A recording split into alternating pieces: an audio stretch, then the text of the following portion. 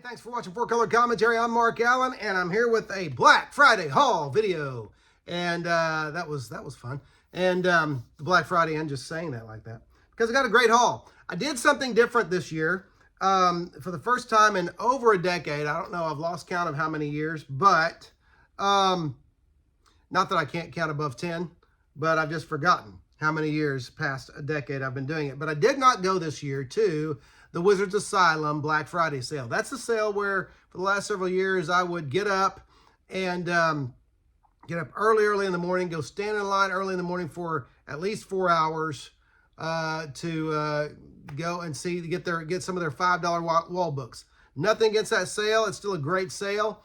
I'm just losing the oomph to get up and do that on Black Friday.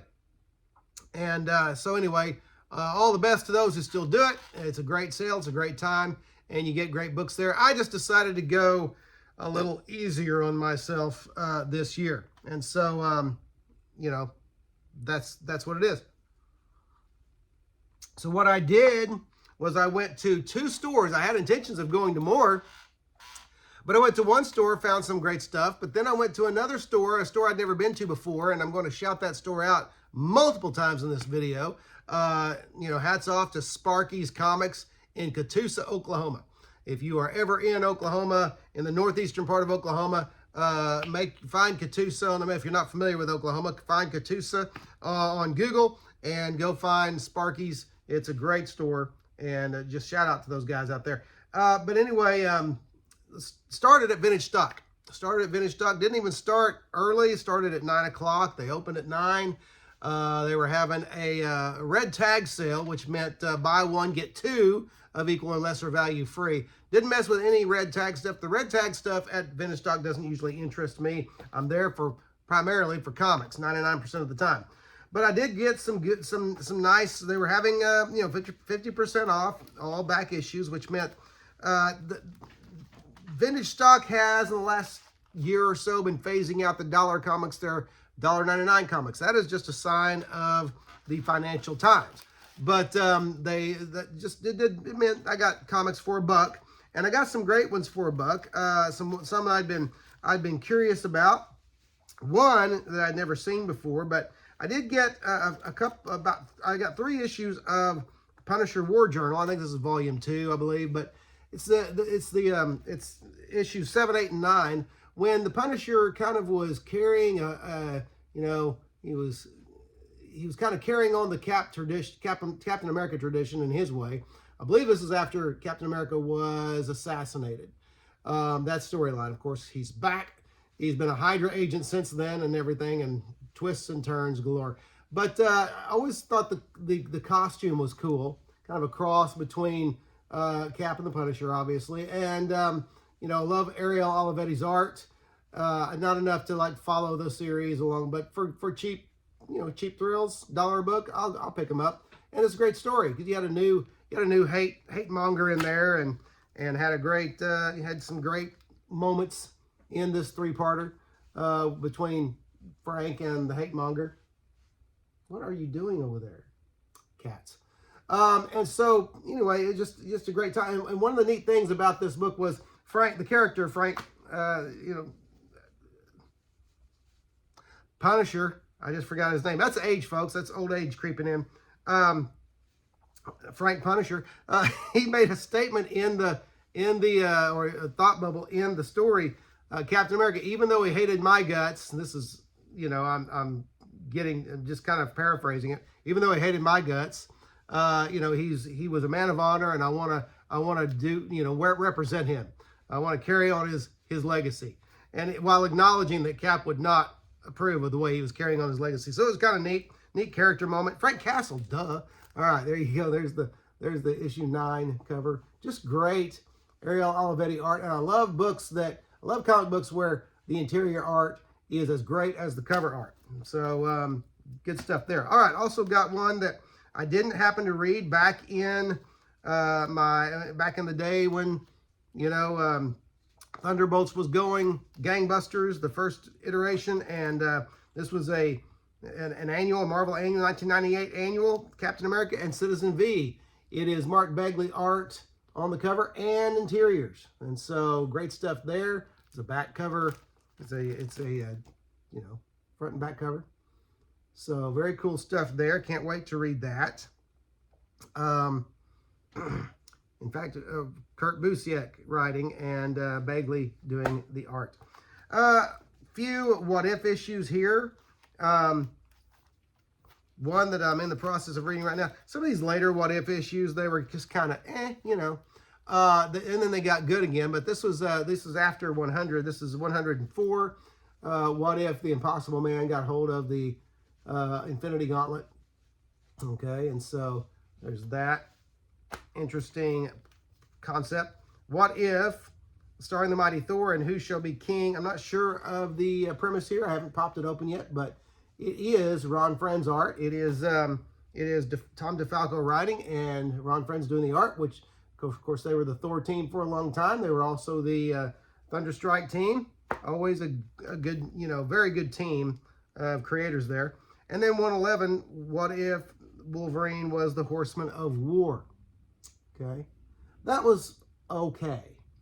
Not great. Didn't focus as much on Wolverine as it did some other characters you've never heard of. That just kind of sums it up. Now, I did find this book, which I'd been looking to reacquire for years, really, but it went through a time when it was very popular and it was commanding pretty decent back issue prices, but I found it for $1.99, which meant it was $1, and this was What If, and it was the Secret Wars 25 years later. It was some of the children of the Marvel heroes there. And so first appearances in there of the daughter of Rogue and Captain America, the daughter of Wolverine and Storm, the son of Thor and the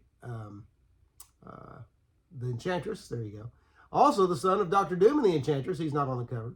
And the son of She-Hulk and Hawkeye. Now, some of these characters are kind of, you know, but there's a couple of neat ones in there, a couple of neat concepts. And then I found this one. I like these public, you know, public announcement type comics. And I know that, I know also that Roger likes these as well. Metarog. And I don't know if you've ever had this one, Metarog. I hope you watch this. But this is The Trash Clan. The Trash Clan. And this is a book produced by the Pennsylvania Department of Transportation. Okay. And it was 1988, I believe. 88 is the date on the artist's signature. Okay. So kind of a neat little public announcement book that was only released in a certain particular region of the United States. So that was the vintage stock haul. The rest is from that great little comic shop, Sparky's Comics in Catoosa. And I got, first of all, starting with, got a few 50 centers here, which at 50 cents meant they were 25 cents because 50-cent issues were half off. And I got this one, first of all, got a big old hole in the cover. Doesn't matter. It's still, you get the Frank Miller. All it interrupts is the logo. You get the Frank Miller art there. This is Marvel Team Up Annual number 3. This is a beater, and beaters are fun. Beaters are fun, especially if you have one of these. Don't you love that sound? And so this will go on the spinner rack when I'm done with it. But it's a great read with great Herb Trimpe art inside and a beautiful Frank Miller cover on the outside. Still fun to look at. And the really fun thing about these is you can go back. They can transport you back to your childhood when you used to read them like this. Oh, there's somebody out there who's having a heart attack. Okay, that's what you did. And then when you're done with them, you go, that was fun. And there you go. And you pick it up later and you read it again. I got another one like that. The Mighty Avengers, or the Earth's Mightiest Heroes, the Avengers, number 176. This is the penultimate chapter of the Korvac saga. Okay, and so that's one I've been missing out of my collection. That will still go on the spinner rack because I'm nostalgic that way. My kids don't really take comics off the spinner rack anymore. They've aged out for now. They'll come back. I believe they'll come back and revisit it one day, especially when they have kids, my grandkids, and we'll introduce them to the spinner rack. Good times. All right. And so anyway, great Avengers comic there. Fun comic. A couple other 50 centers that were 25 centers. The Punisher, issues 1 and 2 from the Marvel Knights iteration. So I guess that would be volume 2, okay? This was a more violent series, but it had that great, Garth Ennis writing it, but it had that great Steve Dillon art, who I've always liked Steve Dillon's art. It was, clear, crisp, and just really, really fun to look at. Now, the rest of these are pretty much classic. All right, pretty much classic books, and I'm just going to go through them, no particular order. These were back issues that were 25% off. There you go, 25% off the back issues. I think I said the 25 cents were half off. I want to say and the back issues were 25% off. This is Doc Savage number 5. This is I'm whittling down my Doc Savage run, okay? Love those Gil Kane covers on there. You have seen me, by the way, and Metarog, again, I'll mention Metarog. He will appreciate this. I think he's the one that challenged me a while back, over a year ago, to take another look at Gil Kane's work, because I never was a big Gil Kane fan. But then I started, it's kind of like my Jack Kirby experience.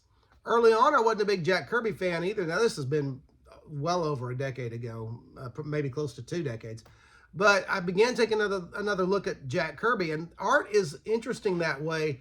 All kinds of art that it's something that you may not like, you could grow to like if you begin to study it and begin to study the artist and appreciate the artist as a person. So anyway, I have come to appreciate Gil Kane a whole lot more than I have in the past. Okay, like I said, these are random, no particular order. Got the Joker number 7, and I'm whittling down that run. Okay, so it's always fun. This is the part of comic collecting that you don't get on eBay. I mean, it's fun to get books delivered to your porch, to your mailbox or whatever, but it's even more fun to find them out there in the wild. And so Joker getting tossed off of a building by Lex Luthor. Of course, things never as they seem on the cover, especially in the old DC books. Actually scored a DC, I don't know if it's quite Silver Age. It may be the beginning of Copper Age. I'm not going to open it up and look at the date. Copper Age. Beginning of the Bronze Age. I'm not going to open it up and look at the date, but it is a number 1 from Beyond the Unknown, number 1. Now, I'm not the DC head that some of you are. From Beyond the Unknown, this may be the 2nd volume of this. I don't know. I don't know if there was a Golden Age title from Beyond the Unknown, but number 1, from the era of 15-cent comics. It's always good, and it was affordable. The price was right at 25% off. Now these next 3. These were $3. They are absolute beaters, but they are complete. I looked through them to make sure, and the proprietor told, I asked him, one of these, I said, is it complete? And he says, well, I encourage you to open it up and look at. You gotta love comic shop owners who don't obsess about, oh no, you must not open the books, you must let us do that, we are the comic book professionals here. When in reality, at my age, I'm as old as, or if not older than, most comic book shop owners, okay? And so the first one is Strange Tales number 162. Got it for $3 because it's a beater. I'm not going to take it out so you can see, just take my word for it. It's a beater. People don't lie about comics being beaters. They generally lie about, comics being in great shape. Okay, I try not to. But anyway, great stuff there. Then there was this Strange Tales number 155, going back even earlier, $3.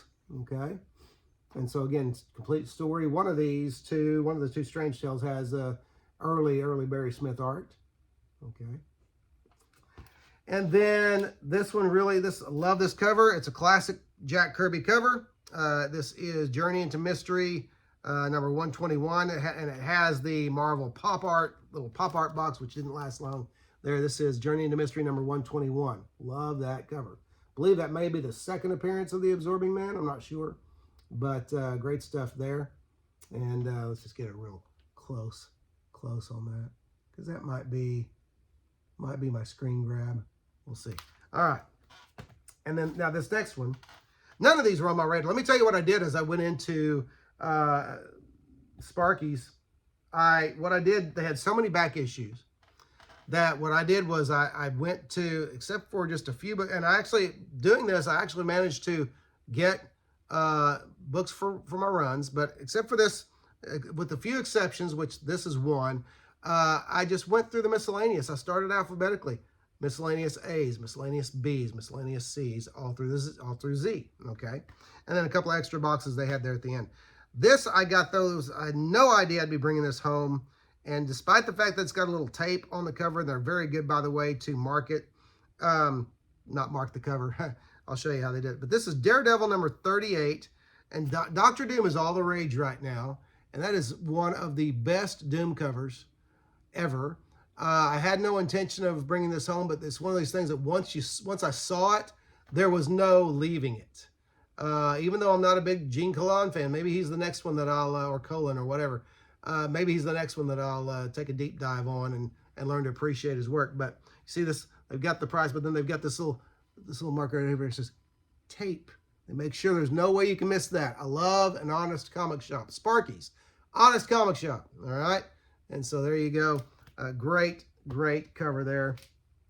All right. Next, a Neil Adams cover on a Dead Man and Challengers of the Unknown, number 74. Now, one of my apps, I think it was the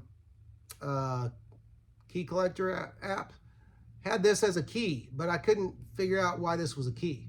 It does have, though, a beautiful Neil Adams cover, which I kind of, it's one of my side collects. I can just collect as many early Neil Adams covers as I can because they're just worth it. And when the price is right, you just can't pass them by. This was one from my early fanhood. I'll say, go ahead and say childhood. One of the first Marvel comics I can remember having, and I decided it was time to have it again, especially at 25% off and such a low price anyway. This is Marvel Chillers number 6 with great early John Byrne art on the inside, back when he was a young, hungry artist. And you've heard me talk about that before. You know, so many of these artists that we've grown to love over the years and have followed their work, they have refined their styles and stuff, but sometimes there's some elements of their work from their early days that are just great because they were hungry. They were young artists that were looking to get work and to make a splash, and Byrne certainly did, among others. All right.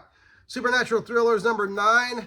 These also, I'm trying the mummy issues I'm trying to chase down because of the Val Mayrick art inside. Val Mayrick is one of those artists who didn't work in comics for very long, went on to trading cards and fantasy books, that kind of thing. I think he did some illustrations for game boxes and that kind of thing. But anyway, just great stuff there. His mummy work was great. That's, of course, another Gil Kane cover. Kane and Al Milgrom inking. And so great yellow cover there, by the way. Great yellow cover entry. All right, but good stuff there.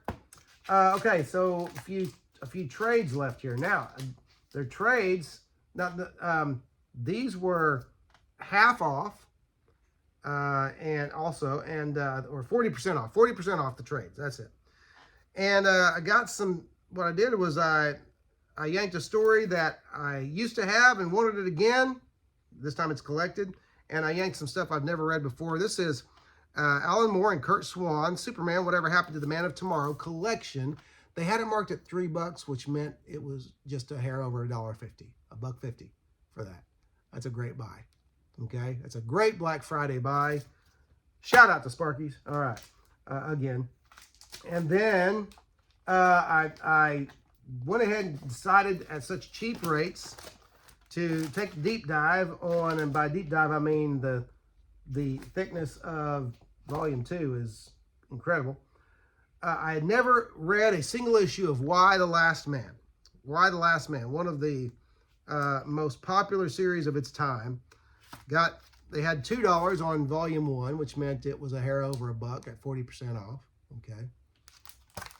They had $2 on volume 2, which meant it was just a hair over $1, and look at how thick that thing is. So I can't wait to read these, see if they're worth reading, see if they're worth all the hype.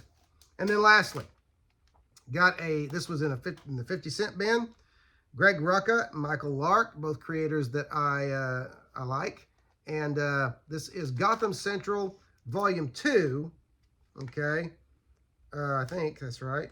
Yeah, Volume 2, Half a Life. Don't know anything about it. Don't know the premise or anything like that. I'll do some just a little bit of back research, and then I'll enjoy it because it is, after all, a Rucka crime story. We'll see. And I've heard good things over the years about Gotham Central. Some people really liked it. And so anyway, there you go. And that's it. That's my Black Friday haul. In hindsight, I have great memories over the years of the Wizards Asylum sale, but didn't miss it at all. Okay. That's just a sign of my age, man. I'm just getting old. But it was kind of a neat trade-off because I don't know if I'd have gone there, I don't know that I would have discovered, Sparky's comics in Catoosa. Even though they'd been there 7 months, I kept meaning to get there. I finally did because a good friend, Jimmy Trammell, messaged me that morning and said, hey, go to the Sparky sale this morning, but don't miss the Sparky sale. And so I did. And I loved it, and it was great, and I'll be back. And so, again, I'll just say a shout-out. If you're ever in northeastern Oklahoma and you're looking for a great comic shop, Sparky's is great in Catoosa. Of course, Comic Empire in Tulsa, Wizards Asylum. We got so many others. Those are